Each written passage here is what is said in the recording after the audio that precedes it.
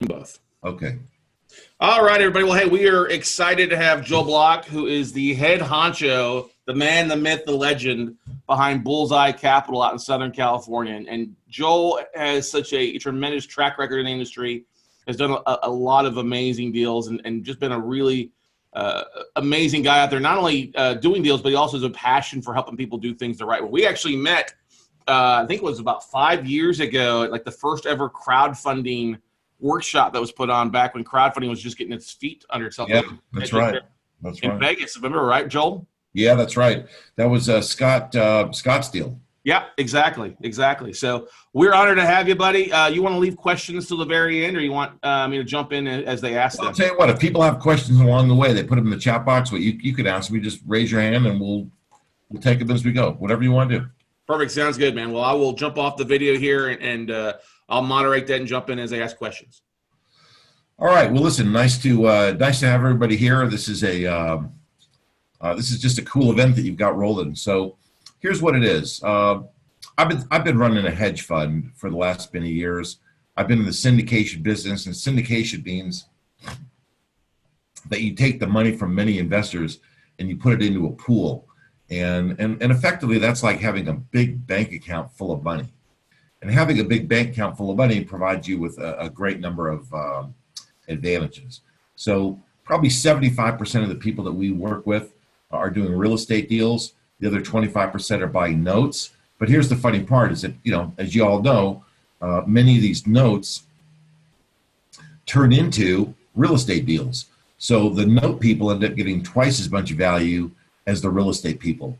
But that's just kind of the distribution that we have. So anyway, listen, the hardest part about any of the deals that you're ever going to do is getting the financing. And financing comes in really two different ways. One way is that it comes because you have some lender that says, we'll loan you some money. But what really matters, the first money that you have to get a hold of is your equity. You have to get some equity it's called your equity strip. You got to put some equity in the deal, and then somebody else can put money on top. And that's whether you're buying real estate, notes. It doesn't matter if you're doing a venture capital transaction, which is where I came from, doing venture deals. I sold one of my companies to a Fortune 500 company. It doesn't matter what you're doing. You have to have the equity strip in place.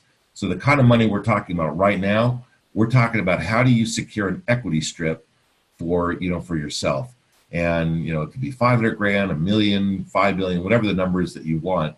We're going to show you how Wall Street puts these things together, exactly how it works.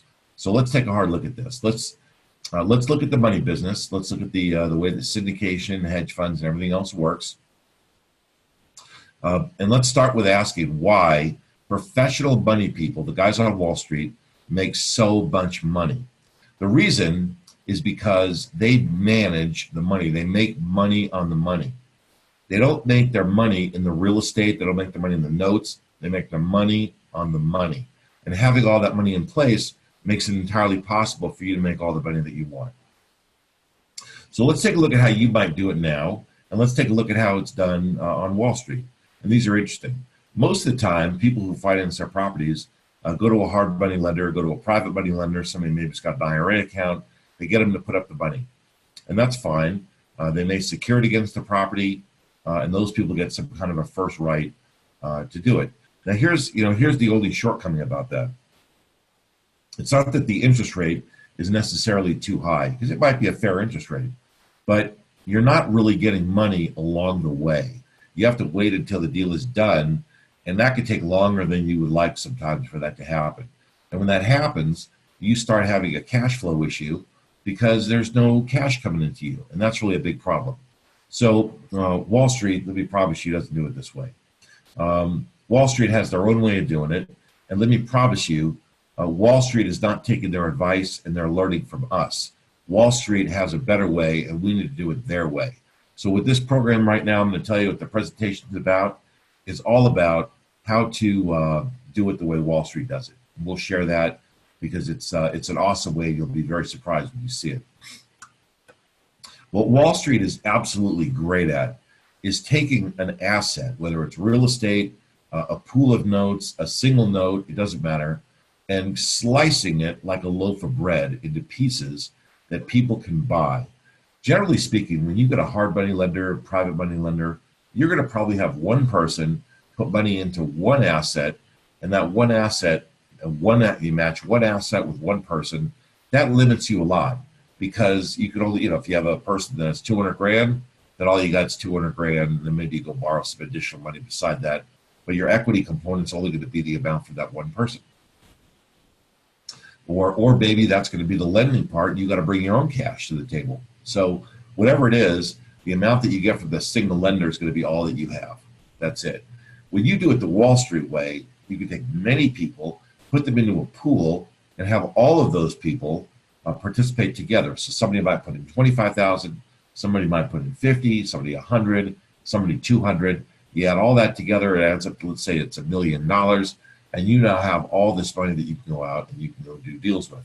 And that's the difference between how we do it on Main Street and how Wall Street does it. I've been doing it the Wall Street way for almost 30 years. It's the way to do it. And there's lots and lots of reasons, and we'll go over some of those right now. So how does it work? Just the basics, the very, very basics. You take and you form an LLC. Very simple. Attorneys do this every single day. I never recommend people do this themselves, because you want to make sure you get it right, because you're going to be putting other people's money into your deal. So you form this LLC, and then you sell or you crowdfund the money. You go to people that you know. You can advertise if you do it the right way, and you put it on online. You got to follow certain rules, but you can do it, and the money starts to come in. Now you got the money in a bank account. The first thing you're going to do, you're going to elect a president of the company. That president is going to be the promoter, the person that put the deal. There's not really an election. It's in the documents that that person is set up as the president of the company. Then you got to hire a broker or an agent to represent the LLC if you're buying real estate. You don't need that necessarily to buy notes, but you still could have an arrangement where the person who is making the purchase gets a fee for all the research and all the things that they have to do.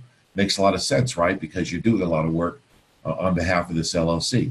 And you got to remember, it's not you anymore. Now you're working on behalf of an LLC. That LLC should pay you. It should pay you a little bit for your work.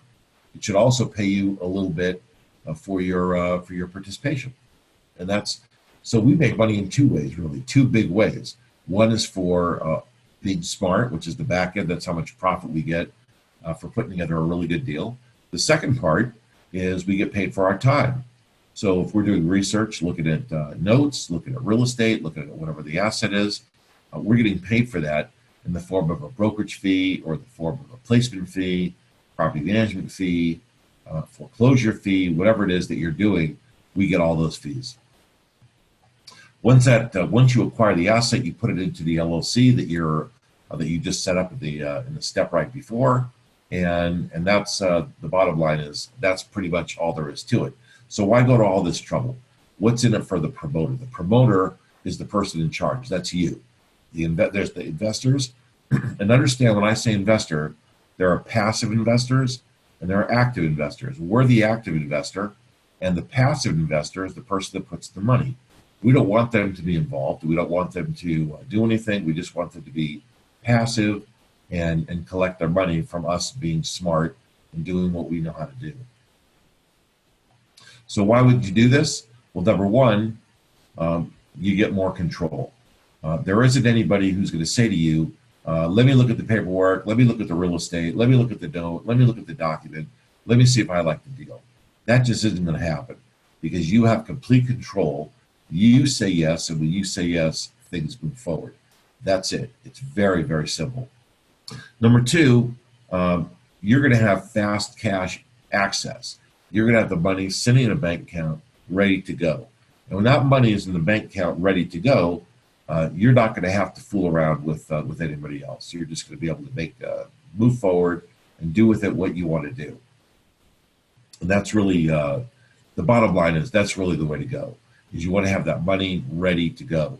Because understand, if you show up at the negotiating table and you're ready to go, you're going to get the best deal, you're going to get the best margins, and you're going to be able to negotiate on behalf of your investors and yourself better than you probably can now if you don't have ready access to the capital. The other thing is Just because you have a fund doesn't mean that you're exclusive and you can only do deals with your fund. If your fund is doing this size deal and you find something over here for that size deal, you can do a different deal outside your fund. You can do whatever works for you. The other thing here is that you're not making interest payments. These deals are not based on interest. Now, interest is a contract arrangement that you make with your investor.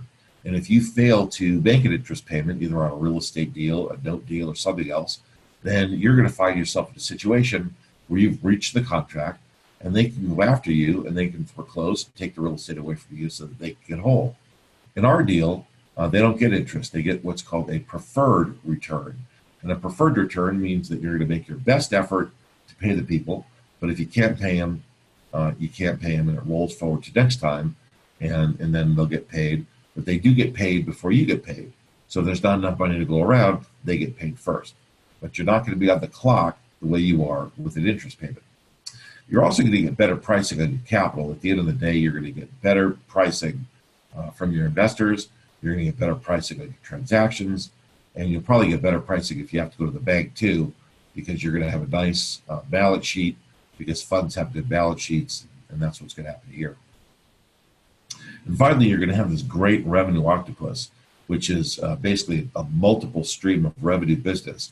And you'll be collecting fees for services that you render to your deal from a variety of different places. That could be placement fees, could be acquisition fees, disposition fees. In real estate, it's property management. It could be repairs and maintenance, setting up a company to do that. It could be the collection, the servicing of the debt, the servicing of your customers. All the things that you're doing, you get paid for those things. And that makes it really powerful. So bottom line is you're paid for your labor, you're paid for being smart, and this is that makes it a really cool arrangement. So let's take a look at being paid for time. Anything that's being paid that you would pay to a third-party vendor is something that you could take a fee for. So if, no matter what the service is, you can take it. As long as you properly disclose this to your investors. You have to tell them what you're going to do, and they have to approve it when they sign their documents. If you don't tell them in advance, then don't ask for the money. Don't take the money, because it will just put you into a lot of problems. The other thing is that you're going to find yourself getting nice, stable cash flow because you're going to be sharing the cash flow that you distribute to your investors from the work that you do. So all the way along, another really great benefit. We have a book that we give to our seminar attendees that we teach in great detail with a list of fees. But actually, I think there it is right there. So these are the real estate fees. We have another separate one for note fees. Lots of different ways. You may not charge every single one of these, but there's lots of different ways to charge fees for what it is that you're doing. Now, what does it mean to be paid for being smart? Being smart means that you pick good notes, you pick good real estate that are cash flowing, that are yielding profits on the back end, and that makes a really smart deal. So the bottom line here is that there's a lot of ways for you to make money in this business. And let me promise you, Wall Street wouldn't do it if it didn't work out great. And by the way, attorneys and accountants like it too, because it's industry standard. They all understand it. They learn about it in college. They practice it in their businesses. This has been approved by Congress. It's been approved by the United States Supreme Court. I will tell you that the IRS doesn't like it too much, but they don't have a lot of choice in the matter because the U.S. Supreme Court has approved that this is fair and reasonable the way this is done. And by the way, I didn't make this up. This is an industry that's been going on for something close to 50 years. And I'll tell you one more thing. People sometimes will ask me, have people heard of this before? I mean, is this something that's common? This business, the idea of selling shares in an LLC or some other kind of private entity, the way that we're talking about doing it, the Wall Street way, it's so common and so popular that the market for private securities, which is what these are called, they're called private securities, is larger than the entire United States stock market. Why? Why is this business bigger than the United States stock market? Because guess which asset is held in all of this, in all of these private security arrangements? Almost all the real estate in the country is held this way. So every investor understands if they want to participate in buying industrial parks, shopping centers, whatever it is, it's all done this way. So when you go to buy notes, when you go to buy any kind of commercial or other kind of property, it's being done this exact same way. Everybody expects it. And if you don't do it the way they expect it, then you're going to be getting probably secondary investors, and you're going to be getting a second-rate deal. So all the way around, it just doesn't work for you. So being smart means you're going to get paid for cash flow, participate back in profits, all the other stuff. And I will tell you that there's a couple of tricks to putting this all together. And you want to make sure that you take your profit share before calculating the capital cost. So that's a little bit of a technical detail, but it adds an enormous amount of profit to the promoter. My goal for you is to move you from the real estate or the real estate note business into the money business. I want you to see yourself as somebody who's in the money business, because the money business is where all the money gets made. The money's not made in notes, the money's not made in real estate.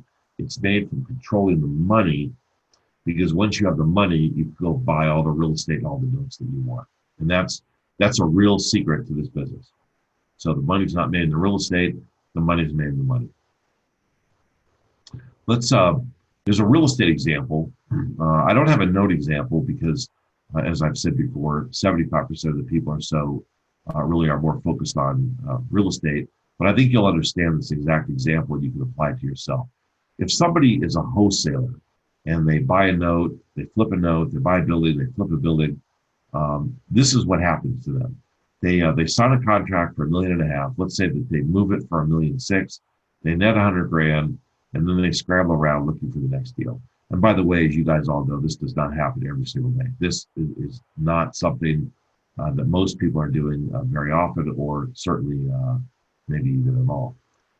If we syndicate the same exact deal, I want you to get a sense about how much more money gets made doing this and why syndicators and Wall Street guys make so much money. This is really the example that's going to help you to fully understand this. So you take the same exact contract for $1.5 million. You would now get a brokerage or an acquisition fee. Brokerage means you have to be licensed. Acquisition is not. 3%. So you're going to get $45,000 up front. Remember, the first guy only made $100 all total. So you're going to get $45,000 up front. You're going to get a mortgage fee if you're licensed to do that for $22,500, assuming that it's a 75% mortgage. You're going to get a couple points property management override for the next 5 years, which is probably going to be about $20,000. And then you're going to get probably a rehab fee for putting this all together, or a property management fee. That'll be another 20 grand, let's just say. And then you're going to participate in the cash flow of the building, which is going to be worth 80 grand to you over the next couple of years. And then you're going to sell the building because it's now worth more and you've done all your fix-up work and everything. So let's say you make a profit of 700,000. You don't get to keep the whole 700,000, but you'll probably keep about 40% of that 700,000, which is 280, which means the grand total of all that you made after taking your back-end brokerage, disposition, cash flow, all your stuff is going to be total $539,000. And that's something that you can do once or twice or 3 times a year. And that's why this business is so incredibly powerful, because Wall Street has figured out how to take fees, how to take all the other profits along the way. And when it adds up, there's an awful lot of money for the syndicator. So somebody'd have to do an awful lot of those little deals. You could do this, let's say, 3 times in a year. So you're talking about $1.6 million. You'd have to do 16 wholesale deals, and you tell me which one is probably more realistic. I can tell you the syndication and the fund business is a real business. I've been in it for 30 years. It's the real thing, and you probably know other guys that are syndicating. So if this is something that you're thinking about, take a hard look at it, because it's really serious. All right. And by the way, on this deal, you're making all this money. The investors are making about 12%, which for the investors is just a home run. They're usually thrilled with that level of return. All right. So hopefully you're starting to kind of get how Wall Street operates and why this is a great business. And you're starting to maybe apply how this business could make some sense for you. So let me just first tell you, I'm not an attorney. I am a CPA, but I'm not your CPA. So I'm not giving advice. I don't give tax advice. Anything that you think about this, you have to run by your own advisors. You have to get an attorney, and the attorney has to be involved in setting all this stuff up. So here's the goal.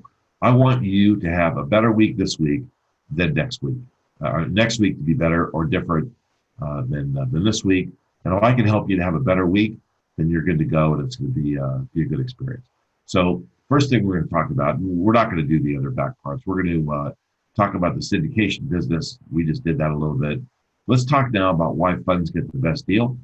And then we'll talk a little bit about how to raise the money. We're not going to go much into that because we're going to run out of time.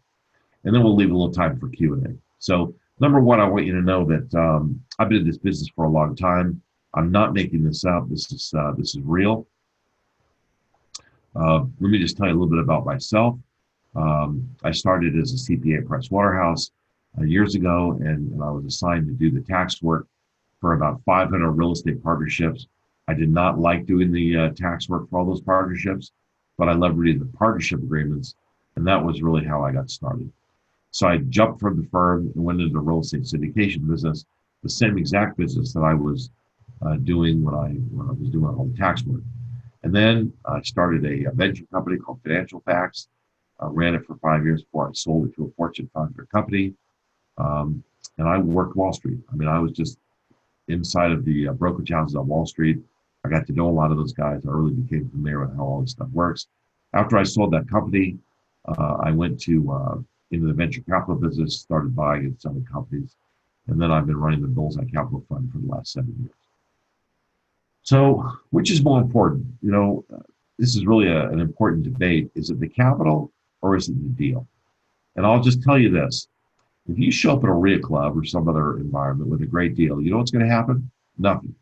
Nothing's going to happen because everybody's got a great deal in their opinion. And just because you have a great deal doesn't mean anything. But if you show up or I show up with some capital and I say, I've got a bunch of dough in my pocket, here's what's going to happen. Everybody in that room is going to stop what they're doing. They're going to line up and they're going to be pitched me on their deal. And that's why you know the money's more important. And that's why I tell you the money's in the money, because when you have the money, you can pick and choose your deals and do anything that you want. So these professional investors, these Wall Street guys, are they 500 times smarter? I don't think they're 500 times smarter, but I'll tell you this. Professional investors will make more money in 5 days than most other people will make in 5 years. And this is exactly the reason why investors want to invest with you.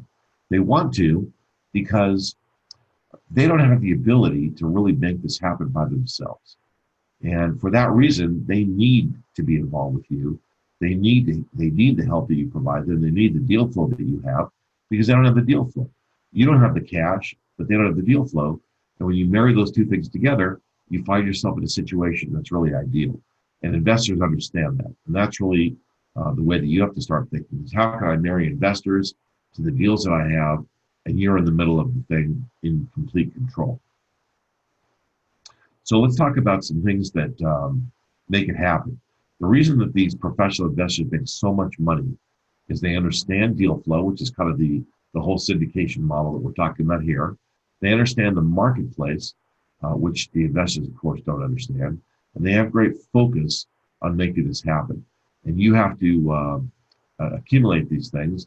And the bottom line is that because they've got the cash in the bank ready to go, that level of readiness is what gets them the best deals all the time. So when it comes to money, I want you to understand something. And a lot of people don't really like this, but I'm just going to tell you because it's the truth.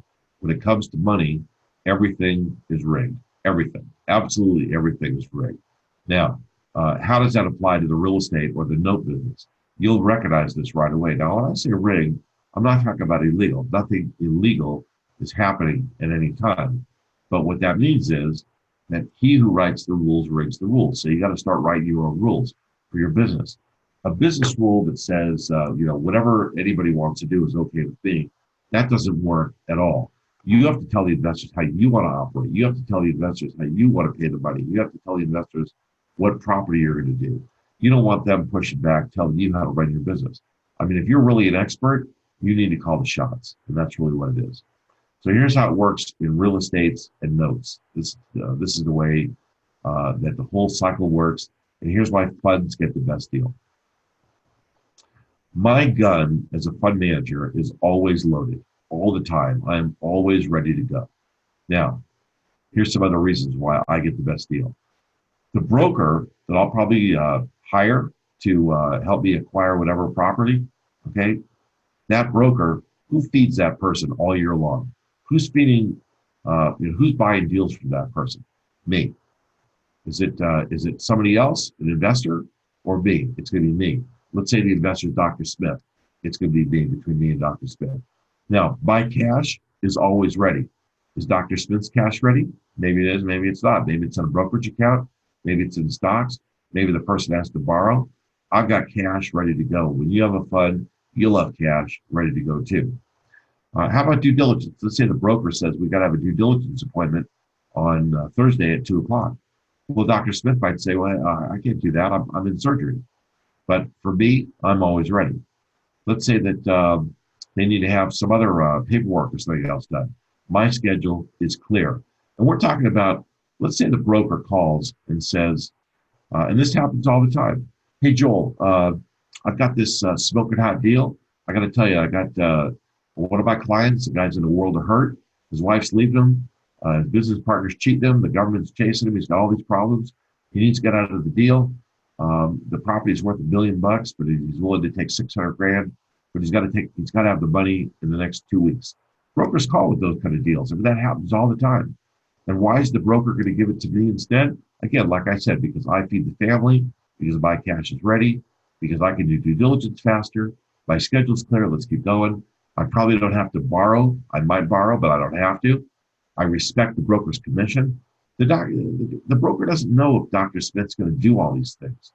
I'm in the network. We network together. What that means is that, we see each other at the country club or wherever we go, and we know each other. And finally, there's a little bit of horse trading. What that means is when the deal is over, the broker's probably going to call and say, hey, Joel, I just gave you this great deal.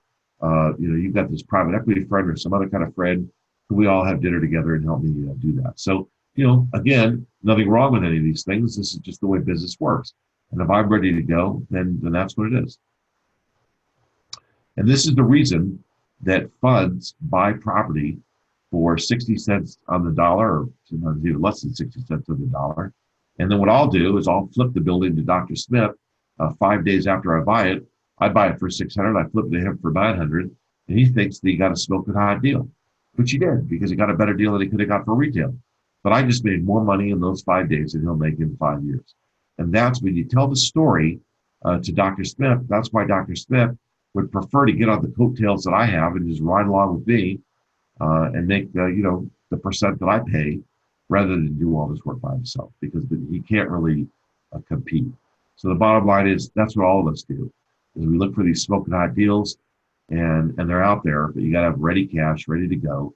And the investors understand that you're more likely to get a smoking hot deal than they are. So the question is, can you do more if you had more money? And I have to imagine that you could. All right. So let's turn on the fire hose. We're going to push out a bunch of more information. I want to give you some resources. If you would text the word asset to the number 72,000. So if you open your text app right now and you type in the number 72,000, and then you put the word asset in the message area, my system will, number one, send you some resources. But number two, the most important part is we'll start to send you these videos. We make a video twice a week. We send these out. We don't sell anything. We're not selling. We're not doing anything. But we really help people understand the way that money gets raised. So what happens is people will write in or call in, and they'll say, hey, Joel, can you explain the difference between syndication and a fund? We'll make a little video. We'll explain it. I think there's 85 or 90 assets in the library right now. And you're welcome to all of the assets that are in our great library. And you don't have to do anything. You don't have to buy anything. You can just have access. So text the word asset to 72,000, and it'll be there for you, and you can have all these resources. So let's talk about where investors. Investors, it's a funny thing with investors. People say, well, I don't know where to find investors. Where are they? Well, the bottom line is that investors are everywhere. They're absolutely everywhere. They circulate everywhere. They go everywhere, but you're not looking for them. You probably wouldn't recognize a passive investor if you sat next to one at a bar or somewhere else. And the analogy that I like to make is I have a friend that's got a yellow car. We don't see yellow cars very often. But if I told you to start looking for yellow cars, and I told you exactly what to look for, you would be looking for them and you'd see one every single day.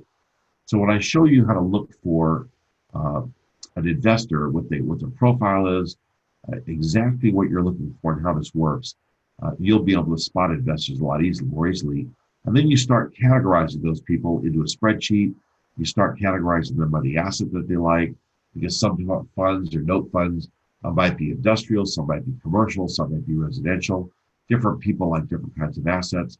So you want to kind of keep an eye on, make a database of what people like, what kind of asset, and then how much money they might be interested in spending on this type of investment that you're talking about.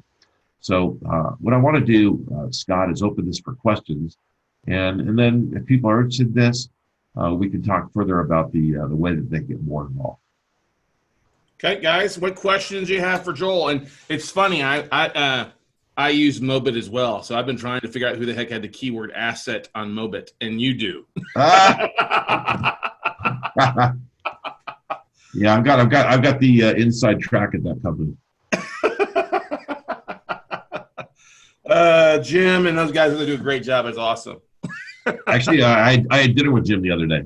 Oh, really? Well, tell him hello, because we're clients as well and friends with him as well, and Evan and everybody over there. So it's awesome. I'm seeing him today. So, Joel, what was probably been the biggest block you had? And it's kind of funny, block last name, but any mind blocks that you've kind of overcome over your years' experience when you were? Well, first of all, I've been in this business for 30 years, so I know it very well. There's only one thing hard about this business, and every business has one hard part. And the hard part is raising money. I mean, it's just hard. It's not impossible, and lots of us are very successful at it. But, you have to have a good product, and a good product means that you have to have good experience. So, Scott, if they don't have good note experience, they're not going to be successful in getting investors to make a fund so they can buy notes. You follow me? Yeah. I mean, they have to bring the goods to the table, and they have to bring track record. They got to bring experience, and so they have to be able to demonstrate to investors that they competently and competently can make this happen and make it work. And that's really the only part that's hard. And if you do that, then you'll be successful. Yeah, I just got to get in. One of the things I think a lot of investors run through is they get the shiny object syndrome where they're running all over the place. You know what I mean? They're trying to raise capital, they're trying to tap into deals, self-storage, stuff like that. And the more they can be focused, and I love what you say. You say exactly, the money makes the magic really happen. And if you control the money, you control everything happening. You're the guy that is funny. If people are pitching you the best deals you can cherry pick from, you're there to be able to fund that deal when somebody's getting ready to walk from the table at a substantial discount. It doesn't take very long for people to find out who's got the money. Exactly. And when you've got the money, the deals just start pouring into your direction. If you don't have the money, you're faking it till you make it. One of the things that I always say is that if you're not ready, don't even bother. So if you don't have any money, then don't even bother trying to go do deals, because you're going to end up embarrassing yourself and everybody else. So you just got to get ready. You got to get your experience, working with whoever you work with, however you get your experience. And you may not make a lot of margin when you get your experience, but after you've got some experience, then you're ready to start doing what we're talking about. And man, oh man, money starts pouring in. Exactly. Got some questions here from people opted in. Michael says, isn't the product or service me? And that's kind of what it comes down to. Yeah, you build rapport and you build experience. And that's why people want to invest with you, is because the experience and what you've. Listen, at the end of the day, it's your track record. Yeah. But you're building a company. You are building a company. That company is going to end up being bigger than you, because you're ultimately, if you were working on one deal at a time, of course it's only you. But when you've got more capital, let's say you're building houses or you're doing rehabs, let's just say, Let's say you have a note and you have to foreclose on it, and you've got one deal going. That's all you're doing. That's you. But let's say you've got more capital and you've got 5, 7, 10 deals going at one time. Now you can hire a crew of people. That crew would be dedicated just to you. And because money's coming in regularly and the fund is paying, the deal's paying you for rendering all these services, you're not going to have the cash flow problems that you have now. You'll be able to afford to hire people to help you and help you properly. Mm-hmm. Exactly. We got a question here. Christina asks, at what point do you recommend investors are ready to structure an LLC for a fund? Well, when you use the word investors, I use the word promoter. So I'm assuming that you're referring to what I call the active investor, not the passive investor. So when somebody's got a track record, that's the first thing. They got to have some track record. They got to know what they're doing. Because if you don't know what you're doing, you're not going to get investors to come along. The second thing is, you probably have to have a need with some deal flow for 300,000-500,000, maybe probably more even. So probably a minimum of 300 is really the low end number, and hopefully people get ready to do more. Mm-hmm. Exactly. Let's see. Dan says, what is required to syndicate a group of investors with the SEC, et cetera? Well, that's why you use an attorney. That's why you use an LLC. There are rules, and we don't have time, the scope of this call to go through all of that. We do for people that are really interested. If someone is really interested in that, we do a 3-day program. The next one's going to be in October, and we put people in a room, all very sophisticated people. People like your note camp graduates, all your guys. And we help them fully understand what the SEC exemption is, how it works, exactly how you raise money, exactly how you structure your operating agreement. You just don't take it out of the can deal that an attorney gives you. If anybody plays golf, you don't want to play with 1 or 2 clubs. I mean, you need a full set, and the problem is that when you're new at this, you don't know what that means. You don't know what all the tools are that you need to have. And most attorneys do not include the vast majority of the tools that more sophisticated guys use.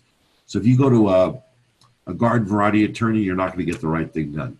If you go to somebody that's not a practitioner, there's a right way to do this, and we help people get on the right track. And we've had 800 or 900 people come through our symposium over the last 10 years, and we probably build more syndications and funds than any company in the country. So when guys are ready, they come to us. Let's talk a little about that, Joel. You've got that event coming up the end of October, 27th through the 30th, correct? There in Las Vegas. Yes, in Las Vegas. And you limit the amount of people that are able to come to it, though, because you really spend a lot of time focusing on what everybody's trying to build. Yeah, yeah. This is not an auditorium full of people. This is a. Let me put it like this. This is the top of the real estate mountain. People in the syndicators make the most money of anyone. I mean, you can make good money doing wholesale. You could make money doing brokerage and all the other things that you do.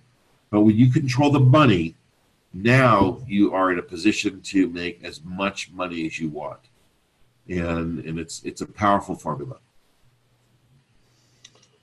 Paul asked a question here. Can you talk about raising a fund to be ready, having actual cash in an account versus having a group of investors, interested investors, and contacting them when you find an asset and giving them a PPM pertaining to the particular asset?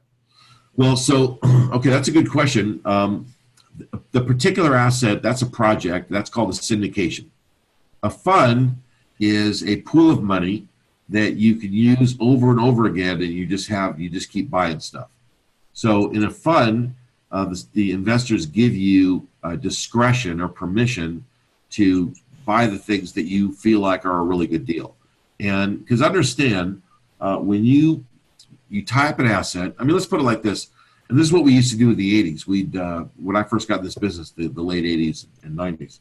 And what would happen is we'd go to somebody who had a property, and we'd say, hey, we want to buy your property. They'd say, okay, it's $1 million. And we'd say, okay, fine. And then we'd say, we'll be back in 4 months. And they'd say, okay, see you later. We'll close in 4 months. Well, people don't wait 4 months anymore. You got to have the dough ready to go. So the bottom line is that now you say to somebody, I'll give you $1 million and I'll be back in 4 months. And they say, what are you kidding? I walk in and say, listen, I got the money ready to go here now. I can close in less than 2 weeks. And the person says, geez, how about 8.25? Okay, fine, done. So you make money out of thin air just because you're ready. I call that a readiness premium. That $175,000 in that example, that's a readiness premium. And investors participate in the readiness premium because they got you ready. So, you're going to get a big clump, they're going to get a big clump, and everybody's going to be happy. So sometimes it's appropriate to do a syndication. Sometimes it's appropriate to do a fund. They're not mutually exclusive. And by the way, there are a lot of guys that set up a fund and then they find some asset outside of the parameters of the fund and they take some of their fund investors, they syndicate the asset, or they do it outside, or somebody might start with a syndication and morph into a fund, and it just goes, these things all work together. Mm-hmm. Yeah, they do, definitely.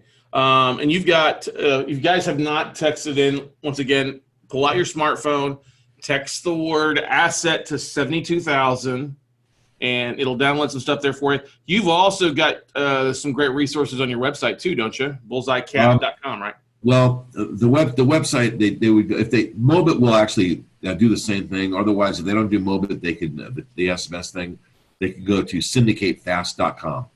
And that's where they would go to opt in. And they'll learn about the symposium. And actually, Scott, I don't know how many of these folks are ready to go, but if they're ready to go, I'll make a special arrangement here for you, if you want me to. Oh, that'd be awesome. So, I'm just kind of pulling up stuff there because I'm getting logged in, looking for to give them a link if they want to go straight there and sign up for the event. Yeah, that website is dealmakingsymposium.com. That's the name of the program.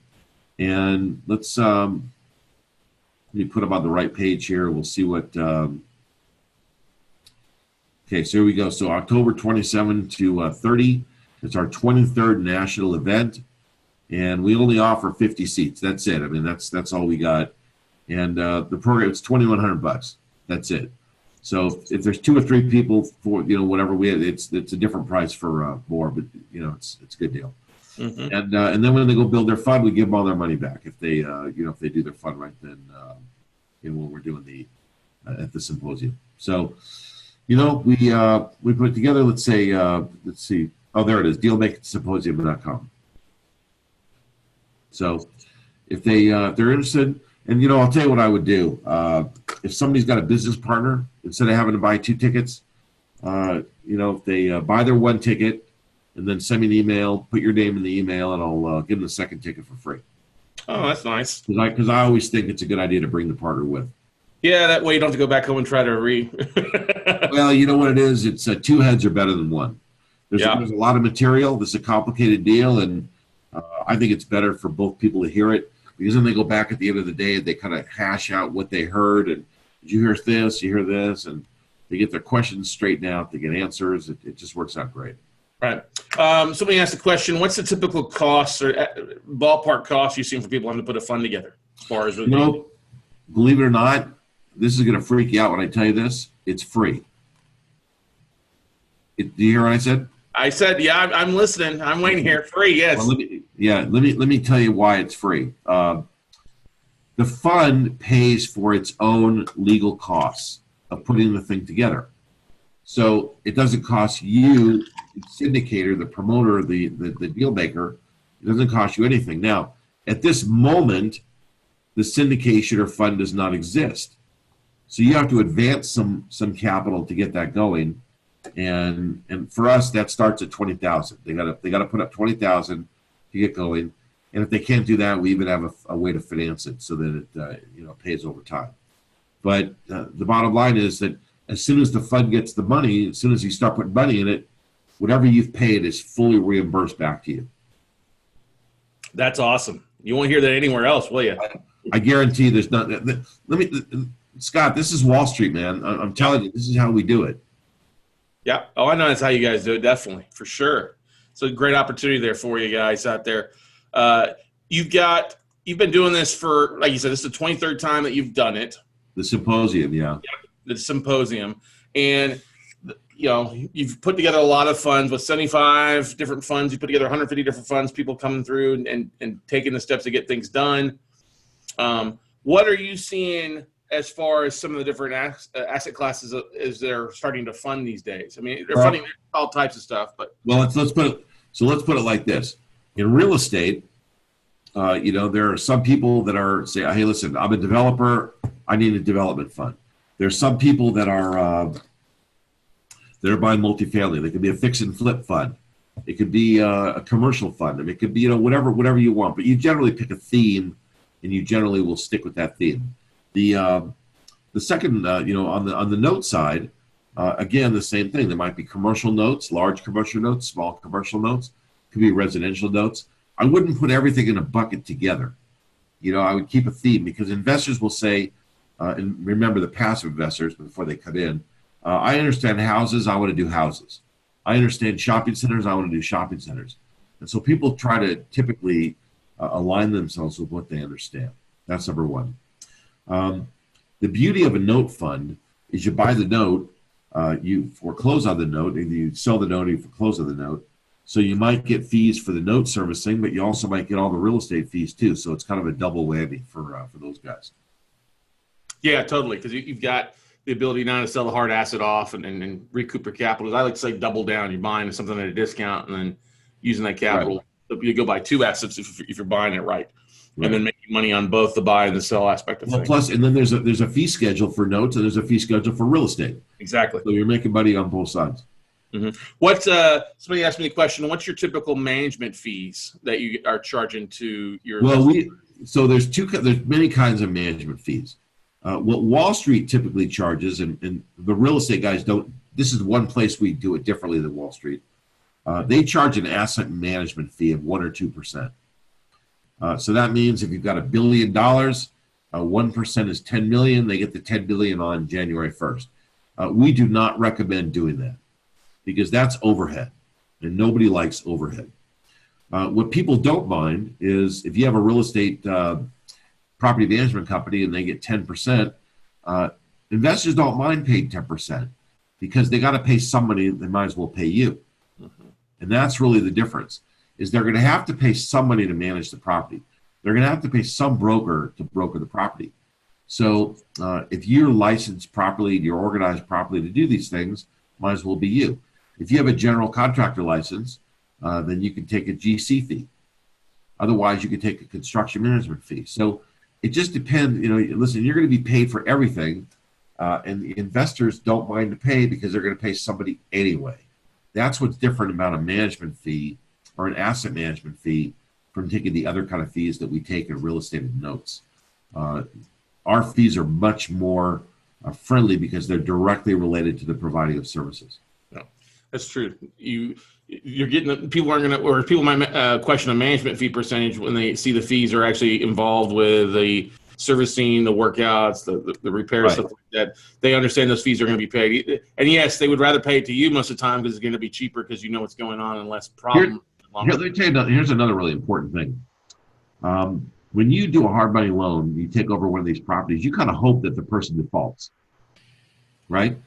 The investors in a syndication or a fund, they do not hope that you default. Because if you default, it creates just a tremendous mess. So they don't want you to be starved for capital. They don't want you to be starved for money. They want you to get into the long term. They want you to be able to, make it happen. So it's, they're fully in sync with this happening. Another question here. Somebody mentioned it online. What is the typical, starting off amount? Somebody starting off their first fund. Is there an amount that seems to make sense? We're not talking like $1 million raise. We're talking maybe what, 5, 10 million, 20 million? We start everybody at 300,000. Really? Okay. Yeah. 300. That's kind of a good break-even place. It gives somebody enough money to go buy an asset or two. It gives the investors confidence that there's enough money in the pool that they can accomplish something. What you don't want to do is put 50 grand in the pool, go buy a bunch of furniture and a truck, and then there's no money left to buy real estate. That's what investors are worried about. is that, they're going to give you 50 grand. Like, nobody wants to go first, right? Because they're worried you're going to take their 50 grand and go buy a truck and some furniture. And then you don't get the rest of the money, and then their money's gone, truck and furniture, which is what they don't want. So what happens is that you hold the money until you hit a minimum, and we usually set the minimum at 300.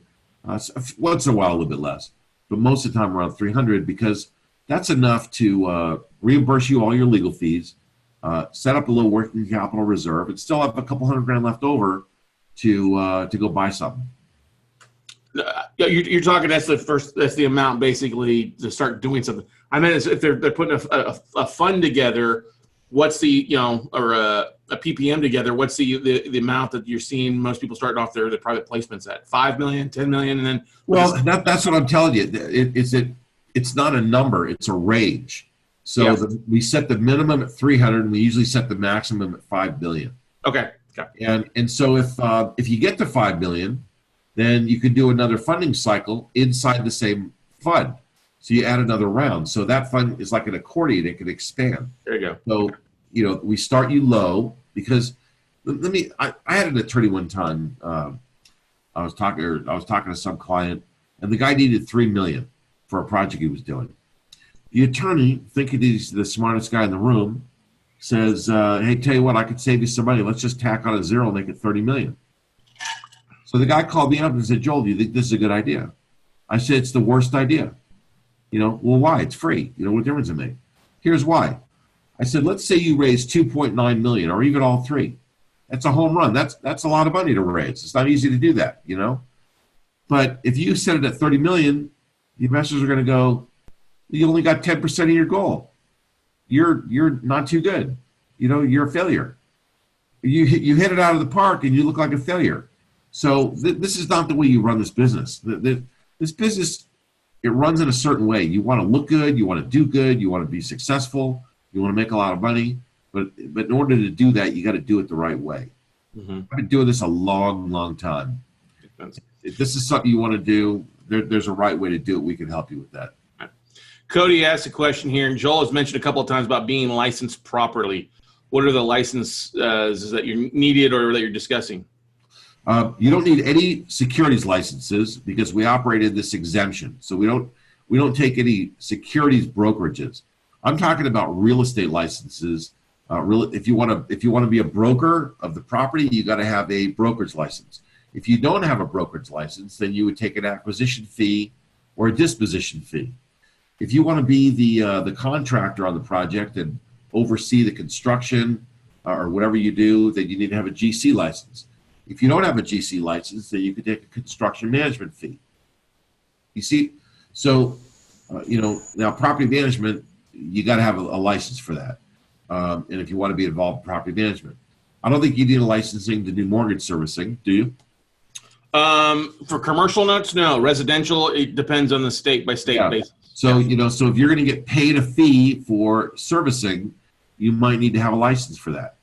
Otherwise, you got to sub it out to somebody else. So those are the kind, we're talking about real estate related licenses.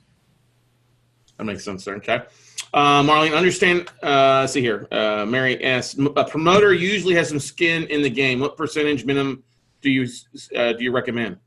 I always tell people to put in at least, remember that we're doing these things on a minimum, maximum basis. Yeah. So let's say the minimum is 300, the maximum is 5 million. I usually tell people to put in an amount that's meaningful to them. So it's not a percentage of the deal, it's an amount that's meaningful to you.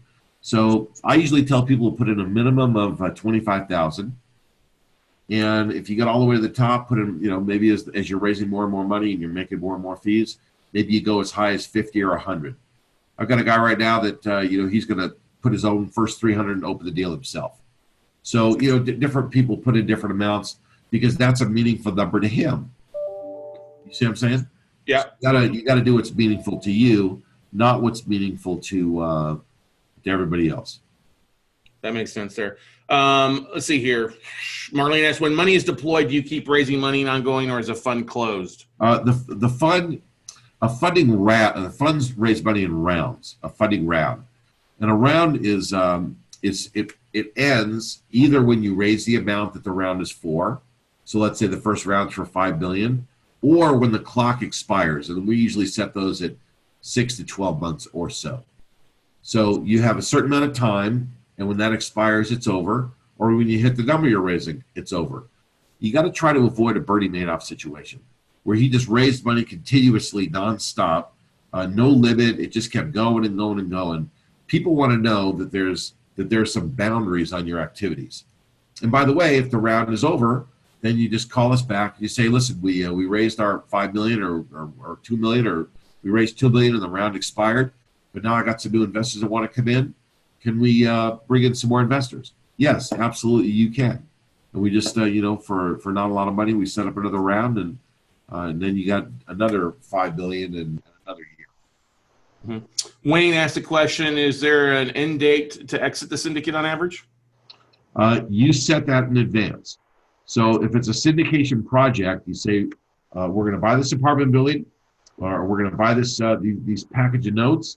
We're going to manage them, operate them, liquidate them, whatever you're going to do. And when they're done, we're done. We just give you the money back. A fund, on the other hand, has a longer life. So people put their money in, and you say, we're going to buy these kind of assets.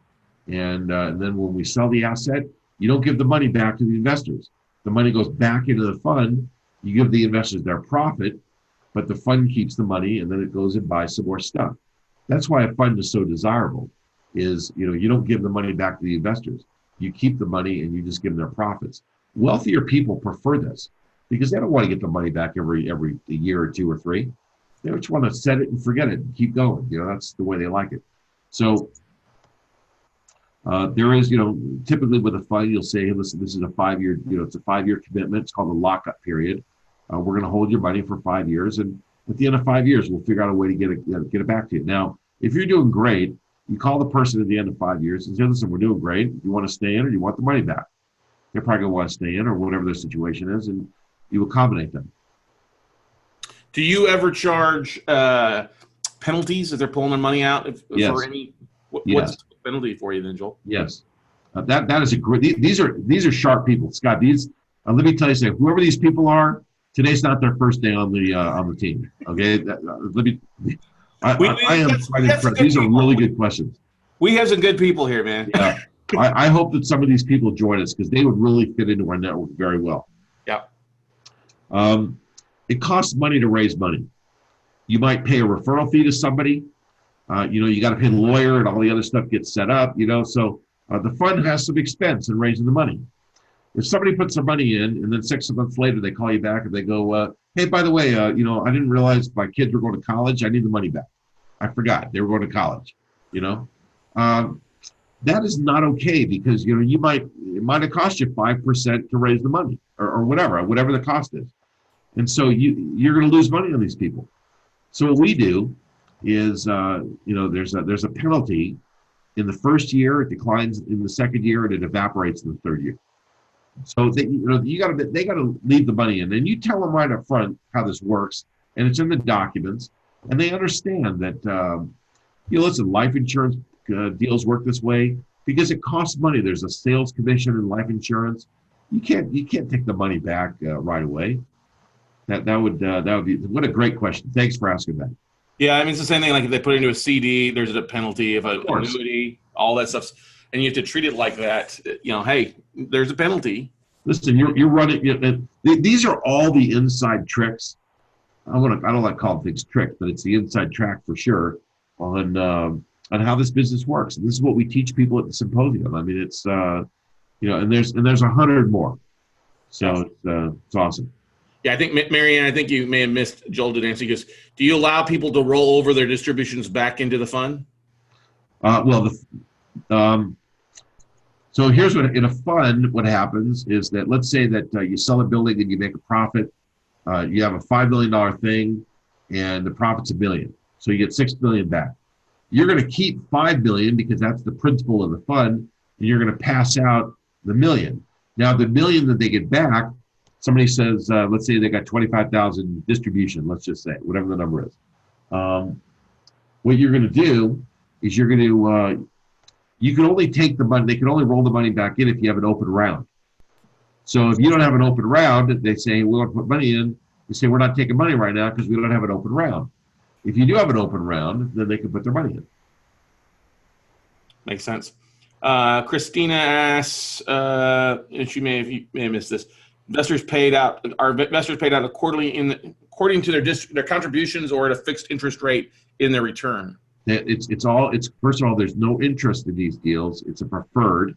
It's called preferred, which means it's a best efforts kind of arrangement.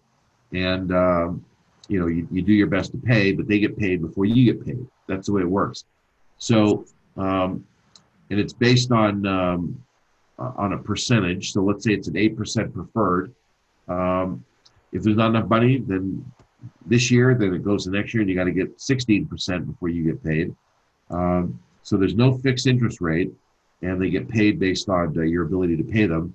As far as frequency, I usually think that quarterly is good. So they get, let's say, 2% a quarter. They get 2 points a quarter. And at the end of the next year, when you give their tax return, they get their catch-up payment, whatever the bonus is for last year. Nice.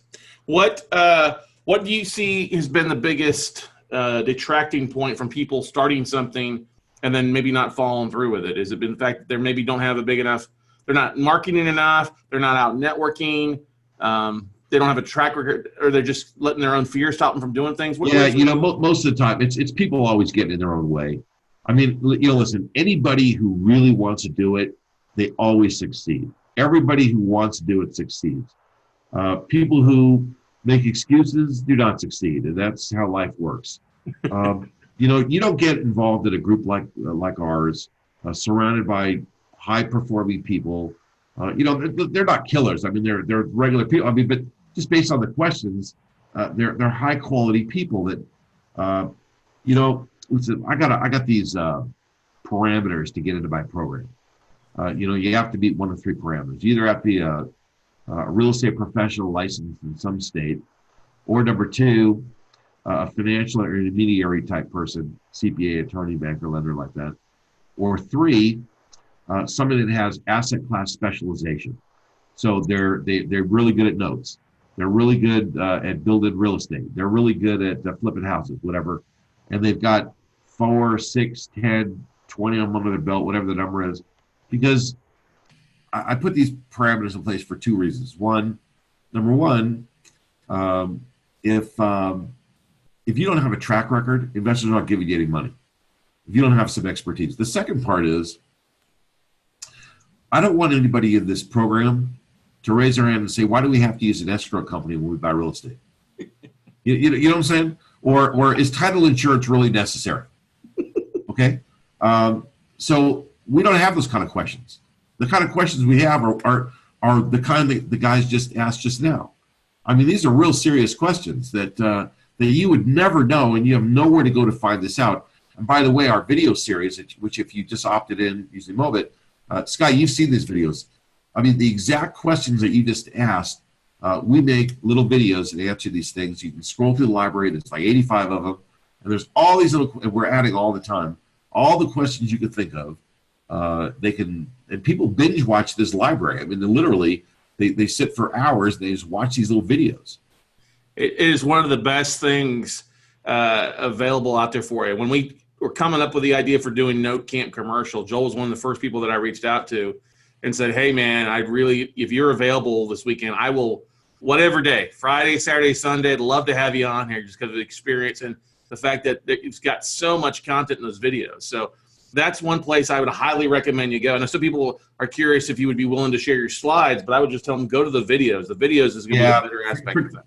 The slides aren't really worth that much. What's valuable are those videos. And let's just get people to opt in on the either Syndicate Fast page or using the word asset to 72,000. And then they'll start getting videos. They'll start getting them on, actually we do them on Mondays and Thursdays generally. Sometimes a little adjustment. But we put them out there. And we got a podcast. My podcast is not a real estate podcast. It's a business podcast. It's really for the leaders of middle market companies. But we've had some great guests. If you probably know Lee Steinberg, the sports agent. He was just on the show. I just had the United States ambassador on the show. And we get some hitters. Listen, I've been in the venture capital, the hedge fund business for a long time. I got a lot of pretty cool friends, you among them. Thanks, brother. Same here, man. Yeah, Lee's the podcast was interesting with Lee. I've been to Lee's office there in Newport.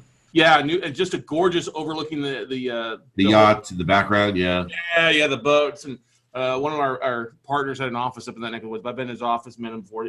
An interesting cat, I will tell you that, man. Yeah.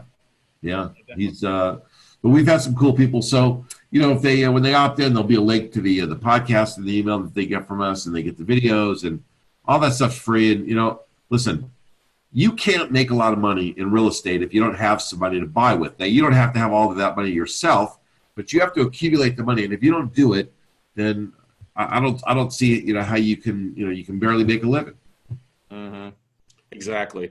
Marlene asked a question: can you share one newbie success story and how they did their first fund, raised money, and done deals and got happy investors? Let me just tell you that every single with one exception, every single fund that we've done has been somebody's first fund. Almost every single one. So every single one is a success story. So I don't know. I could go on and on, but there are these guys in Phoenix that were massive wholesalers. I mean, like we're talking 400 turns a year, and massive wholesalers. And they came to my program, and they gave me a sheet of all the deals that they had done. And what would happen is that somebody would give them a capital that they would charge points, interest rate, and a third on the back end. That was the deal with the hard money lender.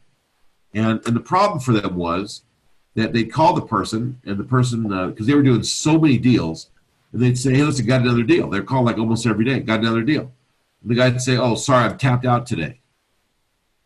Think about that. So this guy's business was damaged because this other guy's tapped out. Or I decided to move some of my money into soybeans. Or I decided, or whatever he decide, So he comes to my program because he really realizes he's got to do something different. He gets into this sheet of all the deals they've done in the last 12 months. And I looked at it and I said, do you know, because you're holding these properties for 60 days, do you know your annual percentage rate because you're paying interest? Your annual percentage rate based on everything you're doing is 70%. That'd be like a 70% credit card. So I said, if you do it my way, based on these transactions, you'll make another $400,000 a year. Mm-hmm. And they ended up doing it. They built 2 funds. They've done about a dozen syndications. They keep doing these apartment deals. I mean, these guys they have been massively successful. And, and this is a guy, I'm telling you, he couldn't sell a blanket to an Eskimo because he's the worst seller you ever, but you don't have to be a great salesman. You have to just be good. You got to bring the good, whatever it is. You don't have to be like a fancy dancy kind of salesperson.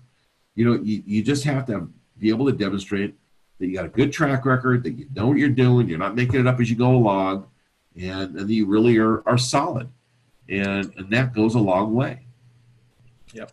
And guys, everybody that's listening on here, whether you're watching this live, catching the replay, listening to this on the podcast we're making out of this, you all want to do big things. You all want to be ready for when the market turns south and all these opportunities start hitting the market. You don't want to be running around trying to collect 50 and 100 grand at the local RIA clubs as you can. You want to be the man, the woman, or the person, we should say, be politically correct here today, that's ready to rock and roll. And that's the whole point of bringing this up. October 27th, 28th, 29th, and 30th, Las Vegas, an amazing event. Joel is just an educator. This is not a pitch fest. Joel goes through step by step, helps you get stuff set up. And look, yeah, you're gonna. Scott, by the way, there is nothing for sale. Nothing. Yeah. The only if they want my help building a fund, which a lot of people do, that's it. Other than that, there's nothing for sale. I'm not about that. That's not my thing. These seminars are. I love doing it. We've built this incredible network of people. So there you go. There you go. Well, guys, take advantage. Get signed up for it. You will not regret it. Trust me on this. I look forward to seeing you guys there. Joel, man, thank you so much for taking time on your Sunday morning, getting up a little early to join us here. Yeah. Hey, well, listen, thanks for putting this together. It's a great program, and I hope that hope you get a bunch of people that show some interest, because I'll tell you what, As soon as people start raising money, Scott, you're gonna see the note business would change. Oh yeah. It would be it'll be a totally different business when people have capital to back them up. That's the truth. We're already seeing it take place. So Right, thanks, buddy. Joel. Hey, well, I'll plan to see you at our event in October. Yep, we'll do. Definitely. All right, man. Take care. Thanks. Yeah. All right, guys, that's going to wrap it up for this session of Note Can Commercial. We're going to take a quick 15-minute break. And then we've got Frank Rolfe coming back, who's the head of Mobile Home University. And he'll be sharing some nuggets on mobile home parks and raising capital and then taking down some big tranches that way too.